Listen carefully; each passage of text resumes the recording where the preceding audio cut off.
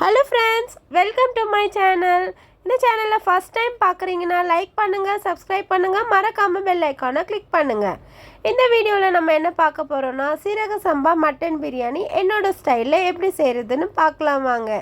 சீரக சம்பா மட்டன் பிரியாணி நிறைய பார்த்துருப்பீங்க, பட் எப்படி குயிக்காக கொஞ்சம் ஈஸியாக செய்கிறதுன்றதா இந்த வீடியோவில் பார்க்கலாம் வாங்க. இன்க்ரீடியன்ட்ஸ் எல்லாமே டீட்டெயிலாக டிஸ்கிரிப்ஷனில் கொடுத்துருக்கேன், செக் பண்ணி பாருங்கள்.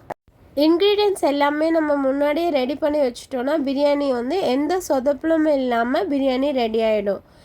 இப்போ பிரியாணி 2 கிலோ டபராவில் பிரியாணி செய்ய போகிறோம்.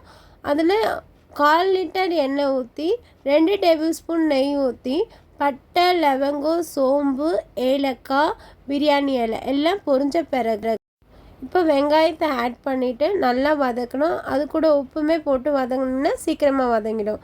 கோல்டன் ப்ரௌன் கலரில் வெங்காயம் வதங்கின உடனே தக்காளி, பச்சை மிளகாய் போட்டு வதக்கிட்டு இஞ்சி பூண்டு பேஸ்ட்டு போடணும். போட்டுட்டு இஞ்சி பூண்டு பேஸ்ட் வந்து பச்சை வாசனை போகிற வரைக்கும் போட்டு வதக்கிட்டு மிளகாத்தூள், தனியாத்தூள் எடுத்து வச்சுருக்கோம் இல்லையா, மிளகாத்தூள் வந்து வெறும் மிளகாத்தூள் தான் போடணும். வெறும் மிளகாத்தூள் 2 டேபிள் ஸ்பூன், தனியாத்தூள் 1 டேபிள் ஸ்பூன், இது ரெண்டுத்தையுமே போட்டு நல்லா வதக்கிட்டு அதில் அது மேலேயே கொத்தமல்லி, புதினாவையும் போட்டு வதக்கிடணும். வதக்கிட்டு புதினா நல்லா வதங்கிட்ட பிறகு மட்டன் வந்து 4 விசில் விட்டு வேக வச்சுருப்போம். அந்த மட்டனை தண்ணி எடுத்துட்டு மட்டன் இதில் ஆட் பண்ணிவிட்டு இந்த மசாலா நல்லா அந்த மட்டனில் சேர்கிற வரைக்கும் ஒரு 2 நிமிஷம் நல்லா வதக்கிட்டு இப்போது மட்டன் வேக வச்ச தண்ணி 1 கிளாஸ் இருக்குது, அதை ஊற்றிடணும். அரிசி வந்து சீரக சம்பா அரிசி எடுத்திருக்கேன். 1 கிளாஸ் அரிசிக்கு 1.25 கிளாஸ் தண்ணி. அப்போது 1 கிளாஸ் அரிசிக்கு 1.25 கிளாஸ்னால் 5 கிளாஸ் தண்ணி. ஸோ 1 கிளாஸ் தண்ணி ஏற்கனவே ஊற்றிட்டோம், மிச்சம் 4 கிளாஸை கொதிக்க வச்சு ஊற்றிருக்கேன். இந்த தண்ணி நல்லா பாயில் ஆகிற வரைக்கும் நம்ம விட்டுட்டு ஒரு 2 மினிட்ஸில் பாயில் ஆகிடும். ஏன்னா ஏற்கனவே பாயில் ஆன தண்ணி தானே, அந்த தண்ணியை நம்ம ஊற்றும் போது 2 மினிட்ஸில் பாயில் ஆகிடும்.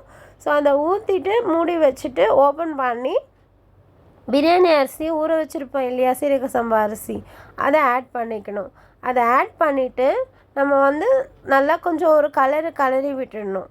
கிளறி விட்டுட்டு அரிசி போட்ட பிறகு ரொம்ப கிளறக்கூடாது, தண்ணி மிக்ஸ் ஆகிற வரைக்கும் நம்ம வந்து கிளறி விட்டுட்டு நம்ம தட்டு போட்டு மூடிடணும். நான் தயிர் ஊற்ற மிஸ் பண்ணிட்டேன், ஸோ இந்த ஸ்டேஜில் நான் தயிர் ஊற்றிக்கிறேன். தயிர் ஊற்றிட்டு நம்ம அந்த தண்ணியிலே தயிர் ஊற்றும் போது அதுவுமே மிக்ஸ் ஆகிடும்.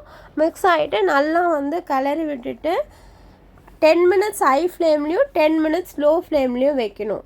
ரொம்ப நேரம் வந்து ஹை ஃப்ளேமில் வச்சோன்னா அடி பிடிச்சிட்டும். ஸோ 10 மினிட்ஸ் ஹை ஃப்ளேமில் வச்சுட்டு ஒரு கிளறிட்டு நம்ம அந்த எண்ணெய் வந்து பிரிஞ்சு மேலே வரும் ஸ்டேஜில் வந்து சிம்மில் வச்சிடணும். வச்சுட்டு 10 மினிட்ஸ் சிம்மில் வச்சுட்டு ஓப்பன் பண்ணிங்கன்னா பிரியாணி மேலே தண்ணியே இருக்காது. ஸோ அந்த ஸ்டேஜில் லெமன் புழிஞ்சு ஊற்றிட்டு ரொம்ப பதமாக எடுத்து விடணும். அரிசி வந்து குழஞ்சிரும். அப்போ நம்ம எடுத்து விடும்போது ரொம்ப லைட்டாக எடுத்து விட்டால் தான் அது உடையாமல் இருக்கும். எப்போ மூடி போட்டுட்டு ஆஃப் பண்ணிடணும். ஸ்டவ்வை ஆஃப் பண்ணிவிட்டு தான் கொத்தமல்லி போடணும். கொத்தமல்லி, நெய் போட்டுட்டு பிரியாணியை மூடிடணும். இவ்வளோ தான் பிரியாணி. அவ்வளோதான், அட்டகாசமான வாசனையான பிரியாணி ரெடி. கொஞ்சம் லவ்வோடு நம்ம பிரியாணி செஞ்சோன்னா கண்டிப்பாக பிரியாணி ரொம்ப டேஸ்ட்டாக இருக்கும். உங்களுக்கு இந்த வீடியோ பிடிச்சிருந்ததுன்னா லைக் பண்ணுங்கள், சப்ஸ்கிரைப் பண்ணுங்கள், மறக்காமல் பெல் ஐக்கானை கிளிக் பண்ணுங்கள். Thank you so much friends. இந்த வீடியோ இவ்வளோ நேரம் பார்த்ததுக்கு ரொம்ப தேங்க்ஸ்.